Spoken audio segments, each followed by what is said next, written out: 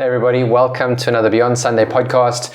We're glad to be chatting with each other and recording that and chatting about something today on conflict resolution within marriage specifically. So we appreciate some of the questions that have come through, and we don't pretend to know everything, but we can share what we do practice and what we do know and where we fall short as well. So anyway, good to be with you, and hopefully this will be helpful to you. Yes, and I think we should just dive right in and talk. And I'll start with talking about what is my most important thing for conflict resolution, and that is prayer. And I really struggle when I'm fighting with you to pray, but I force myself to do it. And I ask God, what is Sven's point of view? How does he see the situation? And God always talks to me, and it helps soften my heart and bring me to a point where I can go back to you and I can say, let's resolve this so that we both win. And I think that it can often become a power struggle where each person wants to win, wants to be right, wants to get their point of view across. But I think that involving God takes away the power struggle because he humbles our hearts. And he can touch the other person to soften their hearts, but he can also touch us when we don't want to give in to soften our hearts. Yeah. I think a lot of the time conflict, like there's different layers of conflict. It's, something that's just a once-off or it's an ongoing one that builds up tension, makes it difficult to kind of talk to each other or difficult to be soft and nurturing or caring with each other. And that one really gets in the way, especially if it's going on for a long time. And then whenever you talk about it, it's problematic, and there's and that kind of, I think that's the level of conflict we're talking about. It's not necessarily disagree on a the paint, the color of the walls or whatever. It's like something very, very deep. And I think prayer does help. It helps me as well. Like I always pray, God, please help Laura see my point of view and to be right. Show her the right way. I think it comes down to humility, right? Because I think a lot of the time is that when we're in conflict, we think we're right, and often we're actually not even sure what we're in conflict about. We just know we're in conflict, and it's really dealing with personal pride. But also, I think that what you said right there is great. Is about softening of the heart, right? That we don't lose care for one another just because we are in conflict with one another. How often would you say we're in conflict? Not that often. Not that often. It's gotten better over the years. Yes. We fought almost every day when we first got married, which I will admit was mostly due to my temper. Yes, and this is recorded, so everyone now, this will forever be recorded in our family. So I had to. Well, you spoke to me about it. Yes. And you specifically said that you love coming home, but one day you might not like to come home anymore. Because every time you'd walk in the door, I would just fight with you. Yes. And so I would drive from UCT to Tableview, and I would home and I would pray the whole way. And God really worked in my heart to soften my heart and help me with my self-control. Yeah. And I think without him, our marriage would really have struggled. So, it's all in. I think prayer is like such a powerful thing. That, like, do you remember why you were cross with me when I came home? No, it just was because a silly thing. It was just me just finding a reason to get cross. Yeah. I think when I'm tired, I get angry. Yeah. And so I think in the afternoons I would just be tired, and I think it was just maybe cultural, being Portuguese. I was very fiery. There's nothing wrong with being fiery, but like to make it this big fight isn't, it's not good. Yeah. Oh, okay. Yeah, I think like whenever I've prayed as well, I've I just felt God said like, oh, you're a bit harsh there. I was, felt like maybe I'm being unreasonable, or just be kind. And I think that really helps after the conflict, as opposed to in the conflict, because it's hard to stabilize yourself in the moment. But I think taking time to pray afterwards, after you maybe a bit of a blowout, and there's that point where you're not talking to one another because you're just upset, or you're talking to each other short. And I think that time of just saying, God, help me, help me understand. I think it's so helpful and healthy. And many times I'm like, okay, I was actually wrong there. Shockingly. Against the odds. But yeah, just really able to see a little bit more. And even moments like, why are we angry? Why are we... Sometimes it goes out of control and becomes so much bigger than what it really is all about. And then you start bringing up what happened 3 years ago, and that is just totally wrong. Don't bring up past mistakes. Yeah. And how do you handle conflict with me when Samuel's around? When Samuel's around, I think we just try to calm everything down. Samuel knows he's been in the middle of our conflict, but I think the things we don't fight. I don't think when we're in conflict, we're not nasty. Or at least we don't try to be nasty. We don't use any terrible language. We always try to be respectful. And Samuel always tries to calm us down and try it's not that bad or whatever. But I think largely we try to do it without him around, because I think it's hard for kids to necessarily feel that everything's going to be okay. So it's like maybe just slightly destabilizing. But I think if the conflict is happening, then he must also see the resolution. So, yeah. And I think it's also important that we don't get into that thing of he picks a side, and then that person includes him in the conflict to bolster their point of view. What a horrible position to be in. So I'd rather keep him out of it. Yeah. So we if he picks a side, we're like, my boy, you don't really understand what's going on right now. Like, don't get involved. This is between me and Dad. Yeah, 100%. And it's not your fight. 100%. 100%. Do you think, like, when there's is there, when you're in a moment of like conflict or disagreement, and it's difficult to have a conversation around it, like how do you respond? Is this like, hey, on the top of my frustrations and feelings, go for it, or do you plan it? How to deal with conflict? Like, what goes on in your mind? When the conflict starts, I have planned some things to say to try, handle it correctly.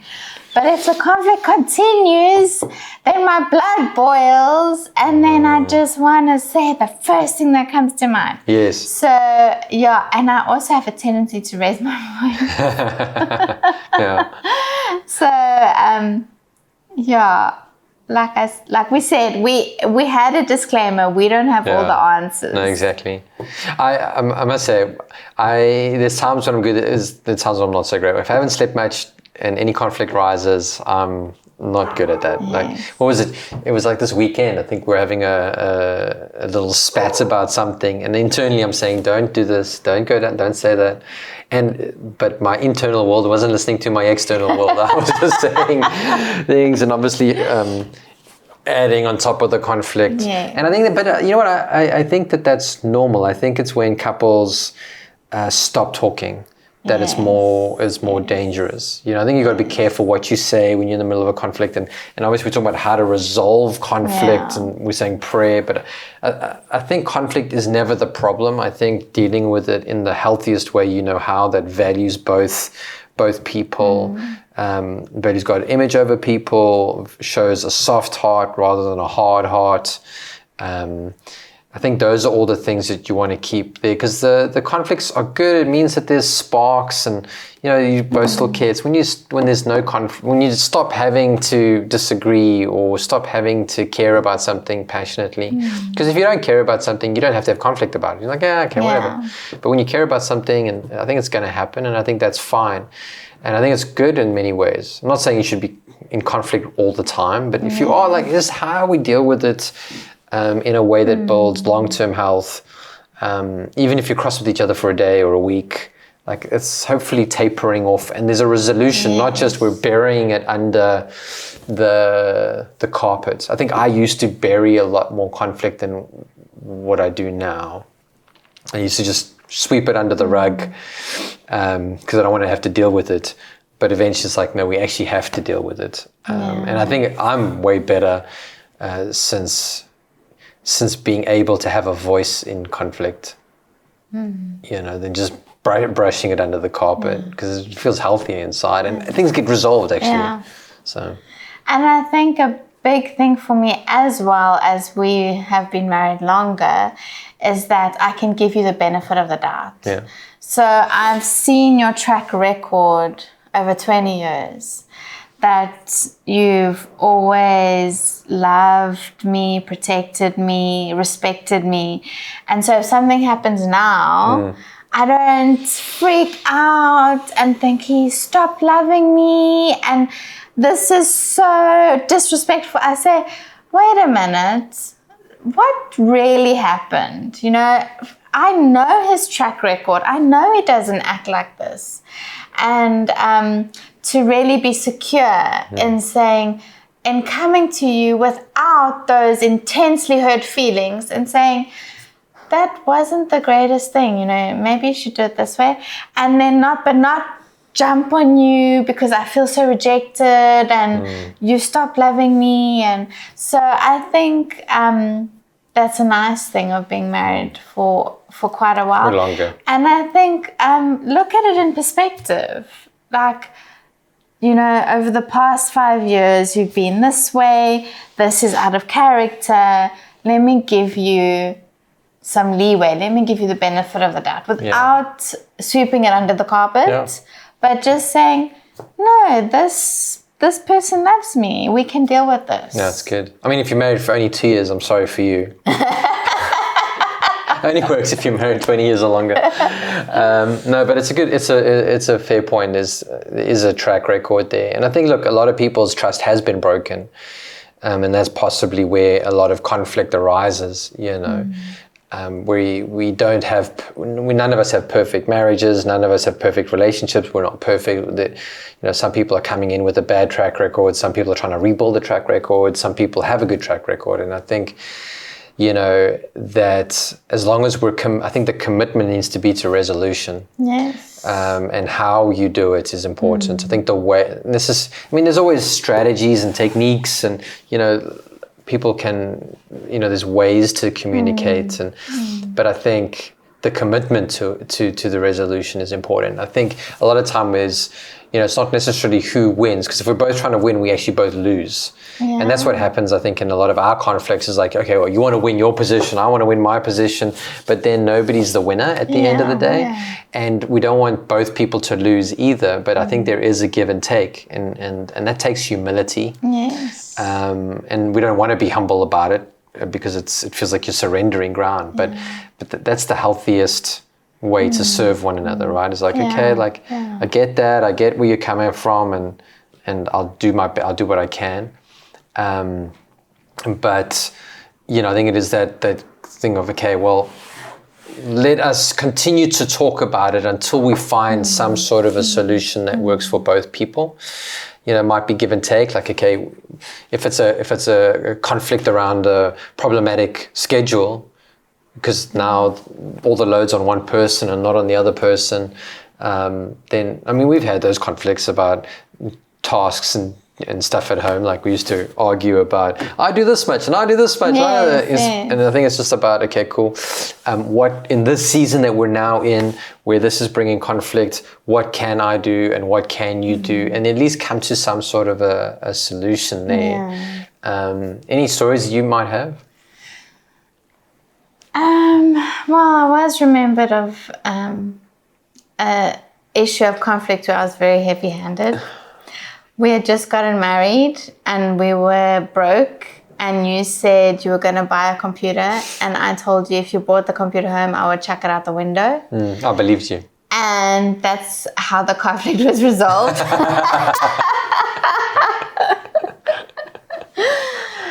that wasn't a very good example of conflict resolution. No, but to be fair, I was a very spontaneous purchaser. Yeah. Now I'm still spontaneous, but I'm way more refined than I was 20 years ago.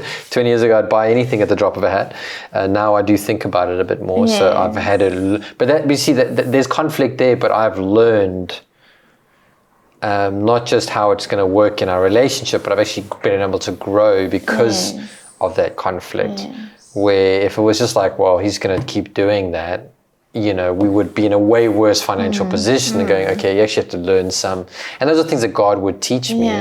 And through it. Yeah, but true. I actually believed you. We lived on, what was it, the second story? Yes. Second story, I fully believed that the computer would fly out the window. And No, you were serious. I was serious. You were serious. But at least I called you before I bought it. But you bought it much later. I know, but I phoned you saying I'm going to buy it rather than just buying it and coming home. So there was, I mean, there was So there was some growth. very little bit of growth. And I think how we try to talk to one another is, okay, after the flare-up, because there's always going to be a flare-up, right? In the flare-up, we try to be respectful, we try not to be demeaning, we try not to blame, we try steer away from blaming, although that does come up from time to time. Yes. And sometimes we have to share our frustrations, but I think it's about not putting a label on you saying, you always are this way, or you, and I'm to blame for that. But where was I going? When we're talking about stuff. I don't know if you're going to give an example of when we had conflict. Oh, well, there's so many. We had conflict this morning. It's not to say you are this type of person or you are that type of person or you are a villain. So we try to steer clear and we try to keep it about the issue and not make it personal to the person. I think that helps. And we say, and I think it's like, from my point of view, this is how I think it's happening. Yeah. And then you can say, oh, but actually that's not what I'm intending. And so then there's space for more conversation. Yeah. But I think like after that, it's about having the conversation about, this is how I feel, this is what it makes me think about, this is what my concerns are. And we make it about the issue, not about the person. Yes. When we're doing it well. When we're not doing it well, it's personal and stuff. But we try less and less personal, more and more just what is the conflict, and how can we bring a solution. There's not always been a solution. Sometimes the solution has been, well, we have to keep talking about this, but we will do our best to do it in a way that keeps building it, right? Yeah, and we try to resolve it as much as possible so we don't go to bed angry. Yes. But there have been some times when we couldn't do that. Yes. And it's horrible to sleep on like opposite corners of the bed. Yes. But we keep trying. We'll keep at it until we have resolved it as best as we can. And sometimes you just need to forgive. Ooh, that's good. I haven't even thought of that. It just has to be a thing of like, I forgive you. I extend grace. Let's move on. Yeah, that's really good. Any examples or ways that you do that? I can't think offhand. There's so many. It's hard to pick one. No, but I agree with you. Sometimes someone's just made a mistake. Yeah. And then they have to, you have to own the mistake, right? You can't be like, it wasn't a problem. Yeah. And there I think it has come back to humility of like, okay, I actually did mess up. And then it's easier to forgive. But if you're like, no, you're trying to defend your ground. Yeah. Internally you can still forgive the person and forgive them, but like you also want that other person to realize, hey, when I do this, it has this kind of effect. Yes. Otherwise, you just keep going in the same cycle the whole time. Yeah. And I think you want to try to break those cycles and gain more understanding and gain empathy for like, what is it like for the other person? Yes. When we have this conversation. And I know that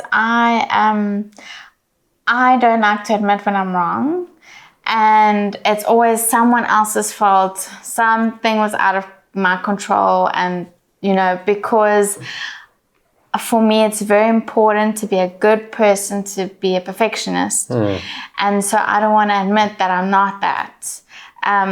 But I think you've spoken to me over the years about dealing with that. And I'm still not getting it right, but I hope I'm improving, where sometimes I'll be like, no, I did do this wrong. I did. I do need to work on this. Was that good? Was that like therapy? And the one example is this morning. I keep my phone on silent. And Sven can never get hold of me, and it drives him mad. And last year we had a really big fight about it because he couldn't get hold of me. And it was something important. I wasn't like just ordering pizza. And so then, and before that moment, I would always say, no, I don't want my phone to make a noise. I don't want to be disturbed. So tough luck. It's just going to be on silent, and you must just get hold of me whenever you can. But last year I was like, no, this is now becoming a problem. And I admitted to myself that I was doing something wrong. So now my phone half the time is not on silent, and half the time it is on silent. So maybe we should just set up your phone that whenever I phone, it actually rings. We should do that. And then when everybody else phones, So I'm trying to improve people. Yeah. I think conflict comes in place because we have different backgrounds. No matter how long you've been married, you've got different wiring. You've got a different way of seeing the world. You've got a different thing, passions, gifts, talents, anointings, different stress levels, different occupations. We're never on this, we're never always in a good mood on the same day or a bad mood on the same day. It's a mixture of all those things. The struggling, and I think it's just the compassion, the empathy, and the desire to resolve it. And I think if there's not the desire from both parties, I think that's where it really becomes difficult. Because if one person is trying to resolve it, but the other one is blocked, closed door, hard heart, you're actually not going to get to resolution. What that person is saying, if it's a husband who's like hard, is like, no, you've got to do it my way.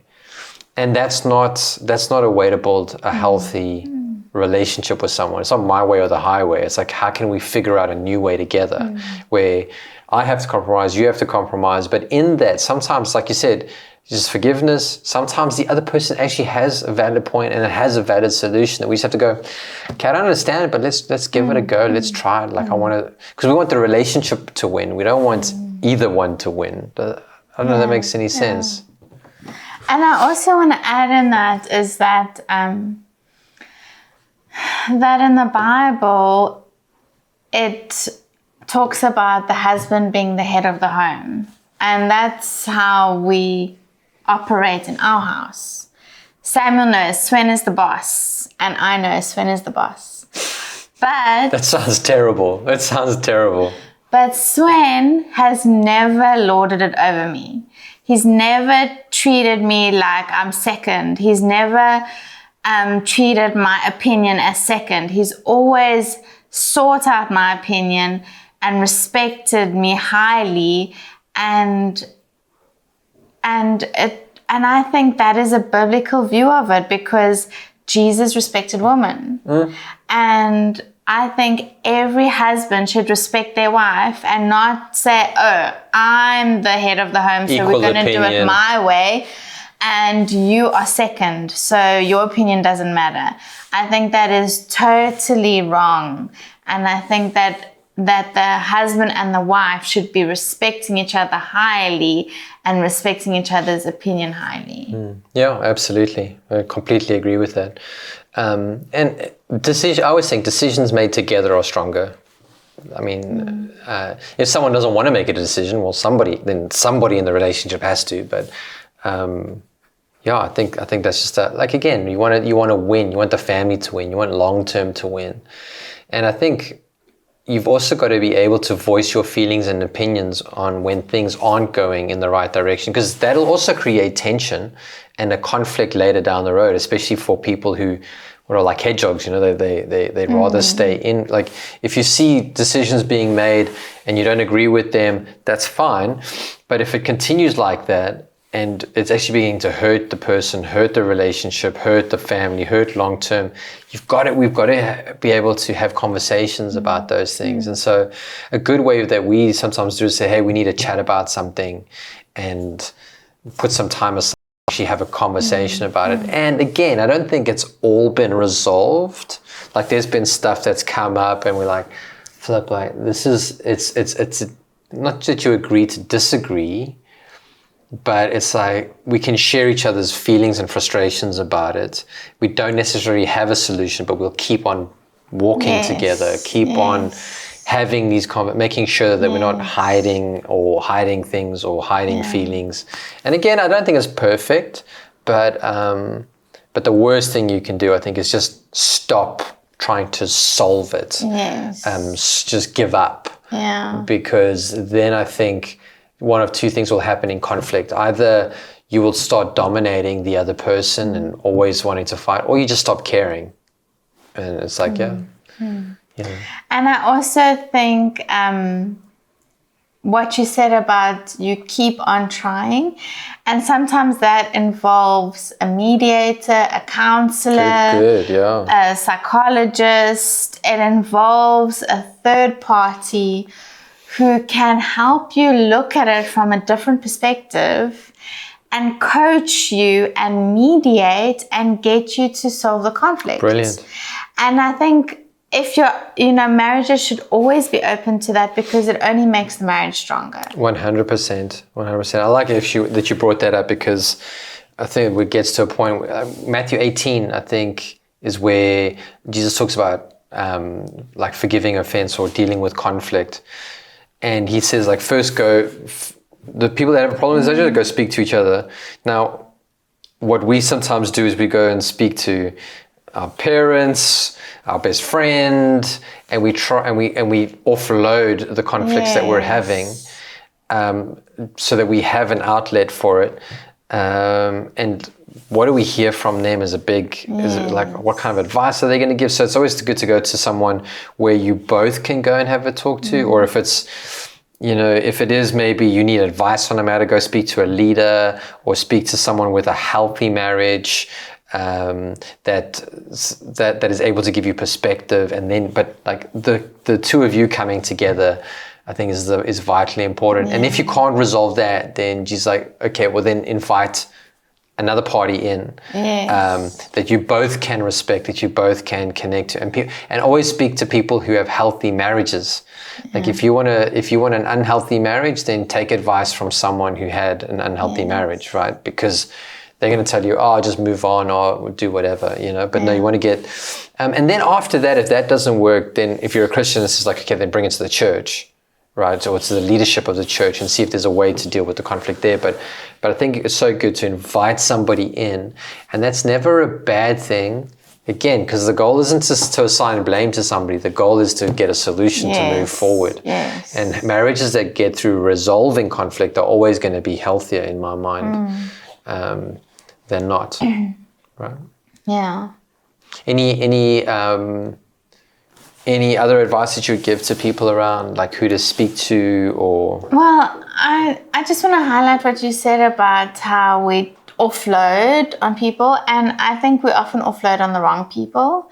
So what if you offload on your sister and she has never liked your husband? What is she going to say? She's going to say, I always knew he was such and such, and then you're going to go home with that in your head. Or another one is that you complain to them, they get an offense against your spouse. You make up with your spouse, but they never have the chance to resolve it, so they carry this bitterness and offense after you've already resolved the conflict. So, or what if you speak to your divorced friend at work? what advice? She's going to say, I'm so much better off without my husband. You should just get rid of him. So choose who you're going to speak to and go to that person with the aim of improving your relationship, not of dragging your husband down and making it worse, because that stuff stays in your mind and influences you. I was reading this thing where it says people are more likely to have the same opinion as their friends than the opinion of like a curated scientific article. They would rather ignore that but believe what their friends believe. And so if you are only going to your friends to get feedback on how bad your husband is, you're going to start believing that. Totally. Yeah, absolutely. And same goes for guys complaining about their wives to each other. Like, I always think, protect the reputation of your spouse in front of other people. Don't be whining or complaining or moaning, not even to your parents. I think if there's anybody you can talk to, then talk to like a counselor or a psychologist or something like that, because they will be able to give you the right kind of feedback and filters around it, as opposed to just hopping on the bandwagon and then, you know, it's just, it doesn't seem honorable to me. Really hope that the episode with Laura and I talking about conflict resolution has been helpful to you on our Beyond Sunday podcast. Please, if there's anything else, any other topics you want us to discuss, just drop it to us in the comment section, or send us messages wherever you're hearing this. Take care, and we'll see you in the next episode.